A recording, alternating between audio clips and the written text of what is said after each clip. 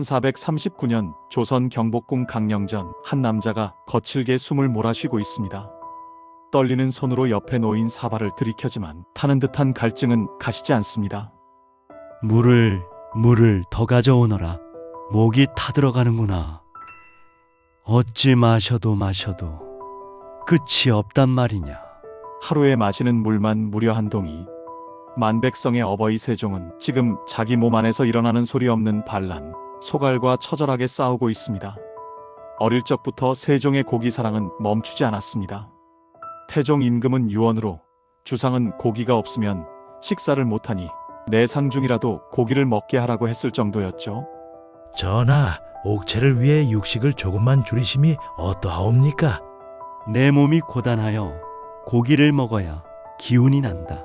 그것마저 없으면 어찌 이 무거운 정사를 견디겠느냐. 기운을 차리려 먹은 고기가 오히려 당뇨를 악화시키는 악순환이 되었고 성군조차 이 지독한 식습관의 굴레에서 벗어나지 못했습니다. 당뇨 환자에게 가장 치명적인 것은 스트레스와 수면 부족입니다. 하지만 세종은 병마와 싸우면서도 지편전 학자들보다 더 늦게까지 책을 읽었습니다. 전하, 벌써 삼경이옵니다. 눈도 침침하신데 이제 그만 촛불을 끄시지요. 내 눈이 보이지 않아도 머릿속은 깨어있다. 백성을 위한 글자를 만드는데 어찌 잠이 오겠느냐. 당뇨는 망막을 손상시키는 합병증을 유발하기도 합니다. 세종은 오히려 눈을 혹사했습니다. 현대의학으로 보면 합병증 가속화를 스스로 떠안은 셈입니다. 훈민정음 창제가 한창이던 시기 세종의 눈은 급격히 멀어가고 있었습니다. 눈앞이 안개 낀 듯 흐릿하다. 장님과 다를 바가 없구나. 지팡이가 없으면 음침한 곳은 한 걸음도 떼기 어렵다.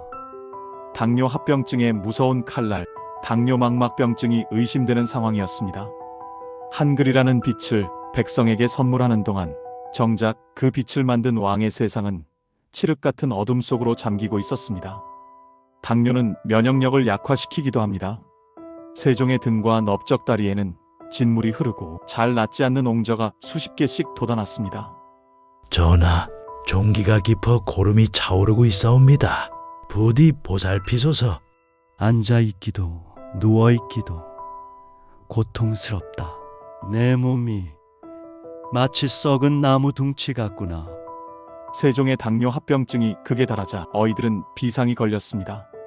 당시 최고의 의관들이 매일같이 임금의 소변 상태와 몸의 변화를 살피며 병의 진행을 관찰했습니다.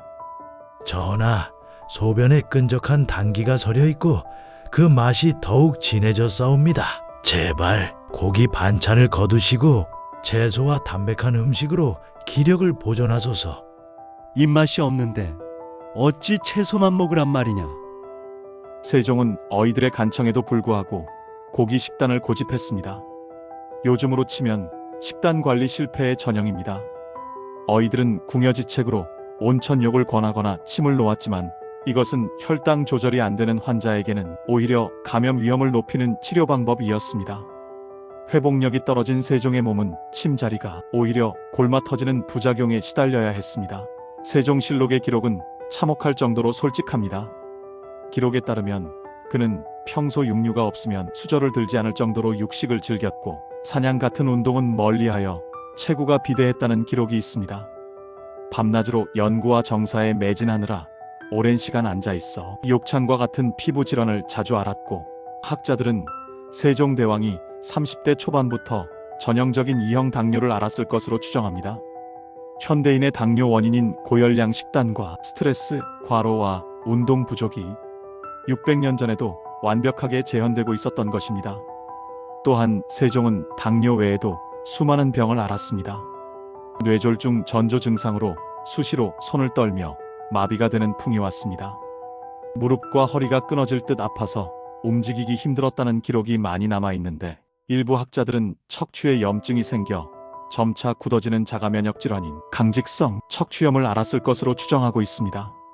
세종의 말년 기록에 있는 다리 근육이 마르고 아파서 걷기 힘들다 라는 대목은 현대의학에서 당뇨로 인해 신경이 손상되면 다리의 감각이 둔해지고 통증이 나타나며 근육이 약해져 걷기조차 힘들어질 수 있다는 양상과 일치하여 당뇨병성 말초신경병증이라고 추측합니다.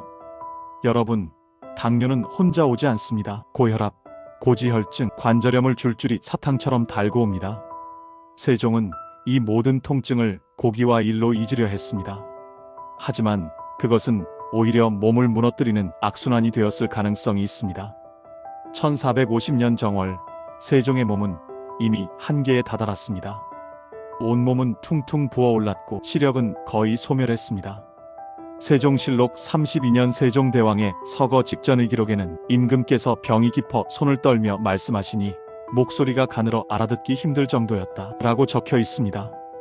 결국 세종은 54세라는 지금으로 치면 너무나 젊은 나이에 당뇨병과 그로 인한 합병증으로 생을 마감합니다. 여러분, 위대한 성군 세종은 백성의 눈을 뜨게 했지만 정작 본인은 자기 몸의 신호를 무시하다 병과 싸워야 했습니다. 여기서 우리는 중요한 교훈을 얻어야 합니다. 과도한 육식은 당뇨 환자에게 도움이 되지 않을 수 있습니다. 또 수면 부족과 과로는 스트레스 호르몬을 폭발시켜 혈당 조절 능력을 파괴합니다. 그리고 의사의 말을 듣지 않고 자기 고집대로 식단 관리와 생활 관리를 포기하는 순간 합병증의 위험은 시작된 것입니다. 600년 전 조선에서는 병의 실체를 정확히 알 방법도 대처할 수단조차 없었습니다. 하지만 우리는 지금 당뇨를 초기에 발견하고 치료와 관리가 가능한 시대에 살고 있습니다. 첫째는 우리 몸의 혈당을 대신 조절해주는 다양한 약물과 인슐린입니다. 고혈당의 공격을 이제는 단 한 알의 약이나 간단한 주사 한 번으로 다스릴 수 있습니다. 둘째는 연속 혈당 측정기입니다. 스마트폰 화면만 보면 내 혈당 변화를 실시간으로 확인할 수 있는 시대가 되었습니다. 마지막으로 천연 인슐린 창고라 불리는 허벅지 근력입니다. 현대의학은 허벅지 근육이 혈당을 저장하고 사용하는 중요한 역할을 한다고 명확하게 조언합니다. 세종대왕께서는 운동을 몹시 멀리하셨다고 전해집니다. 하지만 지금 우리는 알고 있습니다. 몸속 당분을 가장 많이 저장하고 태우는 곳이 바로 근육이라는 사실을요. 병이 우리 삶을 무너뜨리기 전에 우리 스스로 근육이라는 든든한 방패를 만들어야 합니다. 내가 흘리는 땀 한 방울이 혈당을 낮추고 내딛는 한 걸음이 내일의 비극을 막는 가장 강력한 치료제가 될 수 있습니다. 기운이 없다는 핑계로 고기 반찬만 찾고 계시지는 않습니까?